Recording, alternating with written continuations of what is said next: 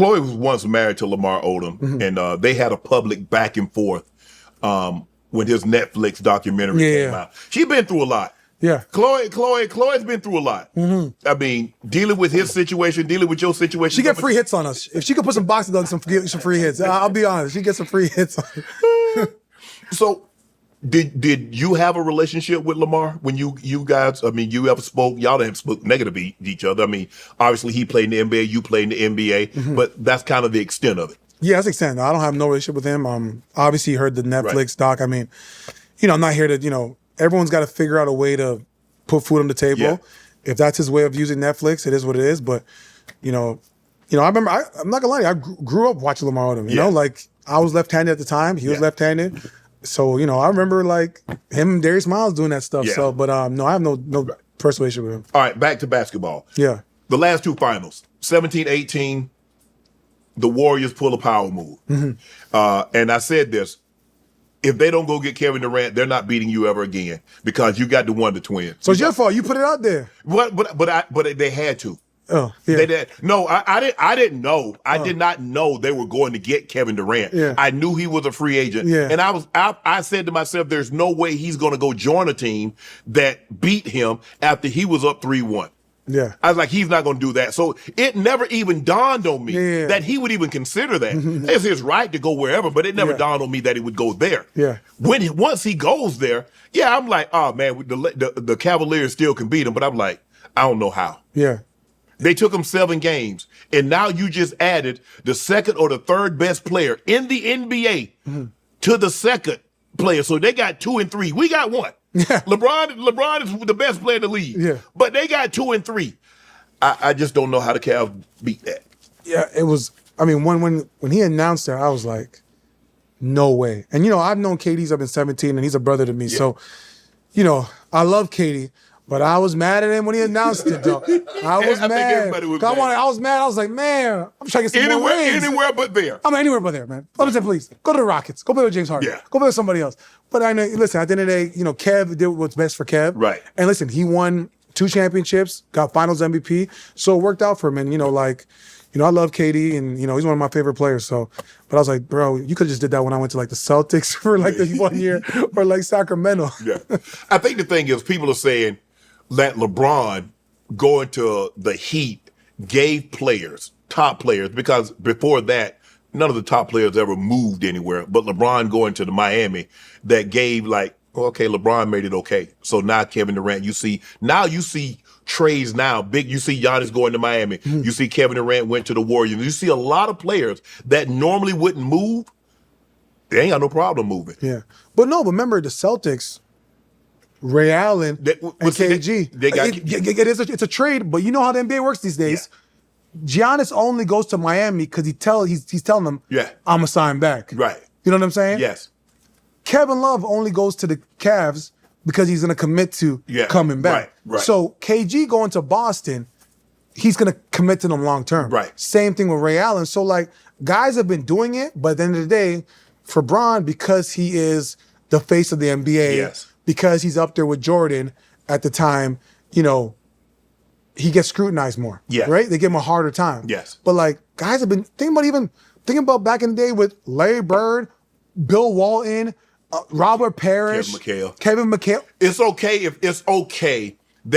So basically, it seems to me, and they've always seen people talk about super teams. There have always been super teams. Yeah. What do you think the Lakers were? Showtime Lakers with Byron Scott and those guys. James Worthy. Yeah. The Lakers won the championship and get James Worthy as the number 1 overall pick. That'll never happen in today's game. Exactly. See? So, the Celtics. So what do you think McHale, Parrish, and Bird were? You don't think that was a super team? With Dennis Johnson, and they had Nate Archibald, and they had Bill Walton coming off the bench as the 6th man who was a former MVP. Mm-hmm. So they've always been super teams. They tried to make it seem. Boston, when they put Paul Pierce was in Boston, and then they had Rondo, and they had KG, and they had Ray Allen. Yeah. That was a super team. That's a super team, yeah. So super teams didn't start in 2011 when LeBron went to Miami. It goes way back. The old 60 Celtics were a super team. Yeah. You got 11 Hall of Famers on one team. Is that not a super team? There's only 8 teams. That's exactly what I said. But you know why they do that, though? Because it's crazy. It's It all stems from that Sports Illustrated article, the chosen one. Yeah.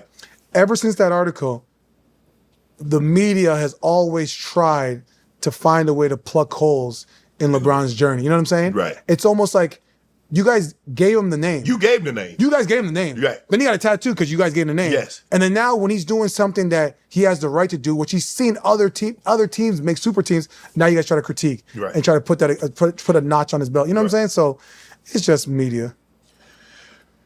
When you found out Kyrie wanted to leave, did you know he wanted to leave? Did you think he wanted to leave? Did you think he would ever leave? Because like you said, you had lost the championship, he was injured. You come back, you win the championship with him.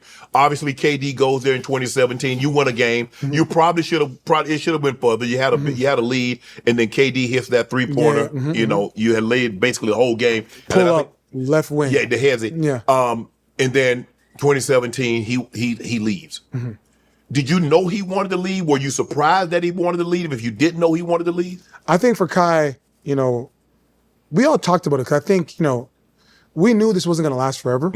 We knew we had probably a 4 or 5 year window. Yes. And we talked about and discussed it. Right.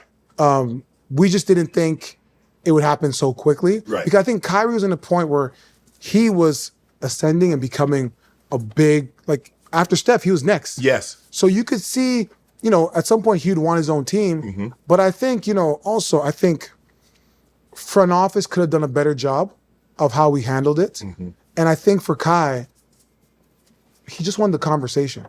There was things that he wanted done for him that I feel like could have been. They could have done. They could have done. Yeah. I feel like that relationship could have been fixed. It wasn't one of those where it's like it's a hard no and I'm out. Right. It was more so like negotiation. It's like me with the 82. Right.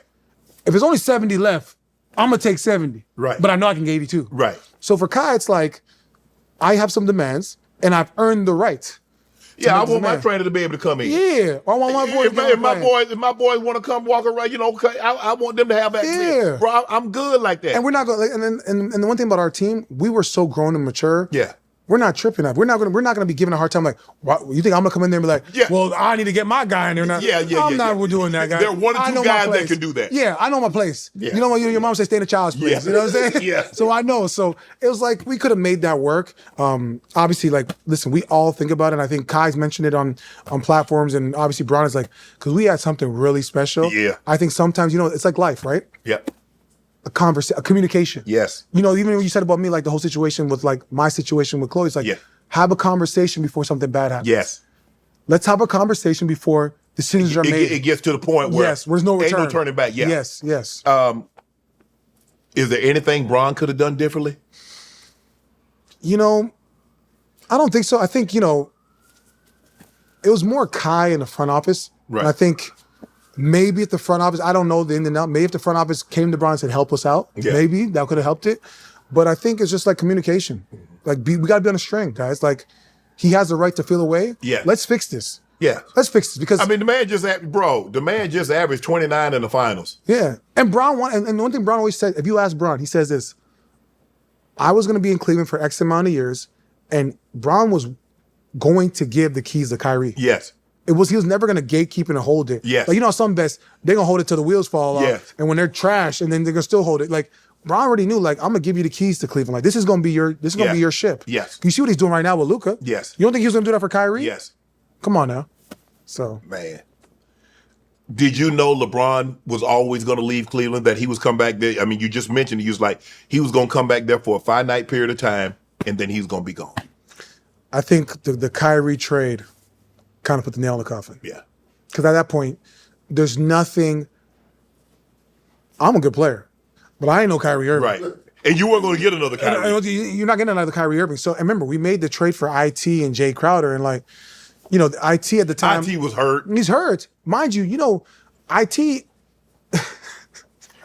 that's my dog, but I don't even think, I think we could have reversed that trade. Yeah. Because he was hurt. Because he was hurt. Yeah. So the fact that we don't do that, it's almost like if you LeBron now, you sitting back, you're like. You got a guy and you already know he's hurt. Yeah. And he got a serious, what did he tear? I think he tore his labrum in his hip. Yeah, Johnny Flynn had to remind you, we had Clutch, so we had CA, but now we had Clutch. We have Johnny Flynn, yeah, who's like IT, more of a smaller guard. Yeah. those hip injuries, it's hard to come back from. Yes. Especially the way those guys play. Right. So like we already know what that's gonna look like. So when Bron sees this happening, you're like, oh, you're basically telling me to go. Because normally what happens, I mean, we've seen this before, guys' trades rescinded because the guy failed a physical. Yeah. We've seen, I think, in there was a trade that happened. Mark Williams, didn't the Lakers? Mark Williams, the Lakers did it. They said, oh, that baby toe don't look good. We're going to send you back to Charlotte. So, like, that could have been done. Want to join Club Shay Shay? Become an official member by hitting that subscribe button, where you never know who's going to be joining us for drinks and conversation. Don't be late to the party because you know we like to do something before 2 something.